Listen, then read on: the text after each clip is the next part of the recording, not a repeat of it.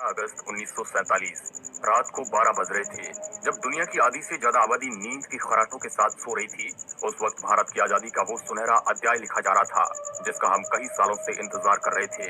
अंग्रेजी हुकूमत से आजाद होने की खुशी इतनी ज्यादा थी कि सब लोगों की आंखों में सिर्फ आने वाले आजाद भारत के वो सुनहरे पल नजर आ रहे थे जिसे पिछले कई सालों से अंग्रेजों ने अपनी कैद में कर रखे थे। उस वक्त देश के पहले प्रधानमंत्री पंडित जवाहरलाल नेहरू आजादी का पहला भाषण शुरू करते हैं। इस भाषण को ए ट्रिस्ट विद डेस्टिनी के नाम से जाना जाता है। उनके स्पीच की शुरुआत इन लाइनों से शुरू होती है, हमने नियति को मिलने का एक वचन दिया था और अब समय आ गया है कि हम अपने वचन को निभाएं। पूरी तरह ना सही लेकिन बहुत हद तक। आज रात 12 बजे जब सारी दुनिया सो रही होगी, भारत जीवन और स्वतंत्रता की नई सुबह के साथ उठेगा। आखिरकार अंग्रेजी जकड़न की वो काली रात खत्म हुई और सूरज की पहली किरण के साथ आजादी की वह सुनहरी सुबह हुई। लेकिन ये कोई आम सुबह नहीं थी, बल्कि इस आजादी की सुनहरी सुबह को पाने के लिए कई वीरों ने अपने प्राणों का बलिदान दे दिया। लेकिन जितनी खुशी हमें आजादी की हो रही थी, तो दूसरी तरफ एक ऐसी दर्द भरी दास्तां हमारी चौखट पर दस्तक दे चुकी थी।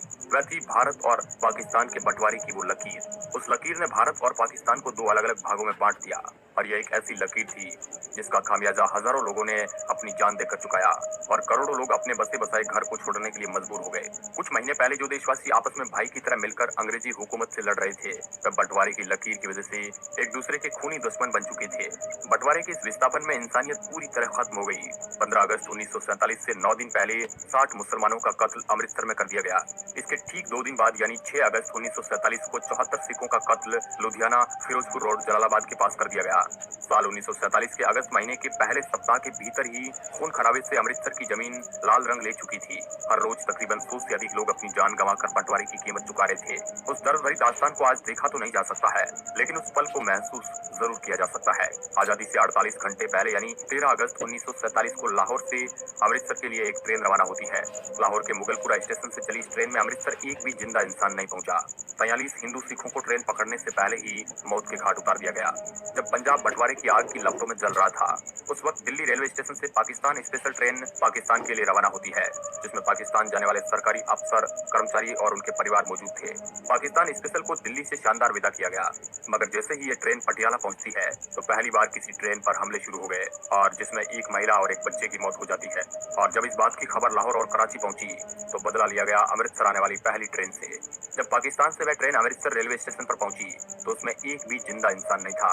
हर तरफ खून से लाल हुई ये ट्रेन अपने साथ हुए हादसे को बयां कर रही थी। जहां भी नजर जाए वहां लाशों का ढेर लगा हुआ था, किसी के हाथ कटा हुआ था तो किसी के सिर। इन बेकसूर लोगों के खून से रंगी ट्रेन ये बताने के लिए काफी थी कि बंटवारा कितना दर्दनाक था। 15 अगस्त की शाम पाकिस्तान से जो ट्रेन आई अमृतसर के रेलवे स्टेशन पर, उस ट्रेन के अंदर सिर्फ और सिर्फ लाशें ही लाशें मौजूद थी और ट्रेन के आखिरी डिब्बे पर जो लिखा था उसे सब लोग देखकर हैरान रह गए। उस ट्रेन के आखिरी डिब्बे पर एक पर्चा छिपा था जिस पर लिखा था, पटेल और नेहरू के लिए आजादी का ये तोहफा है। इसके बाद दोनों तरफ से आने वाली ट्रेनों में लोगों को मारा जाने लगा, जिसमें कई बेकसूर लोग बलि चढ़ गए। हजारों लोगों को रातों रात अपना घर बार छोड़कर भारत की ओर पलायन करना पड़ा, जबकि भारत से भी कई हजारों लोगों को यहाँ से अपना घर बार छोड़कर पाकिस्तान की तरफ जाना पड़ा। कई बहन बेटियों की इज्जत लूट ली गई। सरहदों को आपस में जोड़ने वाली रेलगाड़ियां हजारों लोगों के लिए जिंदा ताबूत बन गई। ये बंटवारा इंसानी इतिहास का बहुत ही काला अध्याय माना जाता है, जिसके बारे में आज भी सुनते हैं तो शरीर में एक अलग प्रकार की सिहरन पैदा हो जाती है। भारत और पाकिस्तान का बंटवारा करने में मोहम्मद अली जिन्ना का सबसे बड़ा रोल था। अगर मोहम्मद अली जिन्ना राजनीति में नहीं होते तो शायद कोई समझौता हो जाता और आज का पाकिस्तान नहीं होता। मोहम्मद अली जिन्ना भारत के पहले प्रधानमंत्री बनना चाहते थे। फिर जिन्ना को यह लगा कि मैं पूरे भारत का प्रधानमंत्री तो नहीं बन सकता हूँ, लेकिन पाकिस्तान का जरूर। और फिर वही कुछ ऐसा ही हुआ। 3 जून 1947 ये वही तारीख है जिस दिन भारत को आजाद करने की तारीख को तय किया गया और मोहम्मद अली जिन्ना के पाकिस्तान को अलग करने की भी जिद पूरी हो गई। इस दिन 15 अगस्त 1947 तारीख को तय किया था। दिन बचे थे 73। इन 73 दिनों में जमीन का बंटवारा, लोगों का बंटवारा, भारत में जमा रुपयों का बंटवारा, इसके साथ ही रिजर्व बैंक के खजाने में पड़ी सोने की ईंटें, सब कुछ बांट देना था, जो कि इतना भी आसान नहीं था। बंटवारे का यह काम 2 अनुभवी अधिकारियों के हवाले किया गया। इनका नाम था HM पटेल और दूसरे थे चौधरी मोहम्मद अली। ये दोनों लोग बंटवारे में महत्वपूर्ण भूमिका अदा कर रहे थे।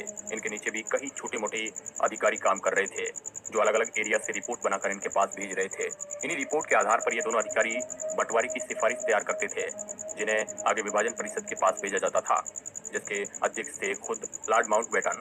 पैसों का बंटवारा कुछ इस तरह हुआ कि भारत की बैंकों में पड़ा पैसा अंग्रेजों से मिलने वाले पैसे में से 17.5% हिस्सा पाकिस्तान को दिया जाएगा और इसके बदले पाकिस्तान भारत के ऋण का 17.5% हिस्सा चुकाएगा।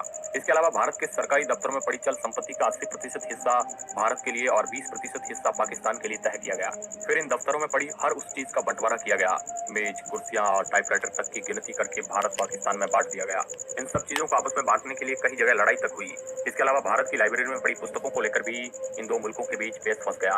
इंसाइक्लोपीडिया ब्रिटानिका को इस तरह भारत और पाकिस्तान में बांटा गया कि पहला खंड भारत को दिया गया, फिर दूसरा खंड पाकिस्तान को। इस तरह आपस में बांटा गया। यहाँ तक कि लाइब्रेरी में पड़े शब्दकोश भी आधा आधा फाड़कर भारत पाकिस्तान में बांट दिया गया। एक एक करके सभी चीजों को भारत और पाकिस्तान में बांट दिया गया, लेकिन भारत के गुप्तचर विभाग को पाकिस्तान के साथ साझा नहीं किया गया।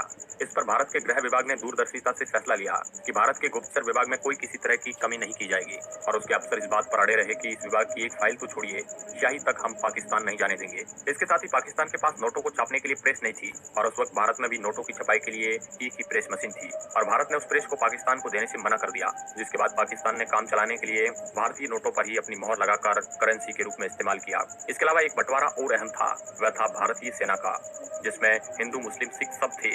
भारतीय सेना के 2/3 सैनिक भारत के हिस्से में आने थे और 1/3 सैनिक पाकिस्तान के हिस्से में। बाकी चीजों की तरह इन वीर योद्धाओं का भी बंटवारा तय था। दोस्तों, ये बंटवारा बेहद दर्द भरी कहानी लेकर आया था। ये कहानी हम आज भी सुनते हैं तो हमारी आंखों में आंसू आ जाते हैं, जिसमें लाखों